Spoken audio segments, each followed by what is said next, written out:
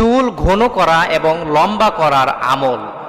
অনেক মা ও বোনেরা আছেন হাজার হাজার টাকা ব্যয় করছেন চুল লম্বা এবং বড় করবার জন্য, চুল ঘন করবার জন্য। আপনি যদি সঠিক নিয়মে এই আমলটি করতে পারেন, আপনার চুল লম্বা হয়ে যাবে, আপনার চুল ঘন হয়ে যাবে। বিশ্বাস করছেন না?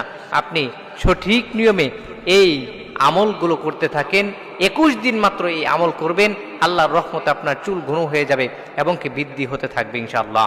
আমলটি হচ্ছে, আপনি যখন তেল ব্যবহার করবেন, আপনি সপ্তাহে যে কয়বার তেল ব্যবহার করেন, এই তেলগুলো গুনে গুনে আপনি 21 বার আপনি এই আমলটি পাঠ করে তেলের ভিতরে ফু দিয়ে আপনি তেলটি মাথার ভিতরে নিয়ে নেবেন। আপনি সপ্তাহে 2 বার 3 বার করতেছেন, গুনে রাখবেন। মোট 21 দিন আপনি তেল ব্যবহারের মধ্যে এই আমলটি করে যদি আপনি মাথায় তেল ব্যবহার করতে পারেন, আপনার চুল ঘন হয়ে যাবে, আপনার চুল বৃদ্ধি পাবে। আমলটি হচ্ছে কুল হুয়াল্লাযীনা আমানু হুদান ওয়া শিফাউন। এই আমলটি করে যদি আপনি ওই তেলের ভিতরে ফু দিয়ে যদি মাথায় লাগাতে পারেন, আল্লাহর রহমতে আপনার চুল বৃদ্ধি হতে থাকবে, চুল ঘন হতে থাকবে ইনশাআল্লাহ। আমলটি করতে হবে 21 দিন।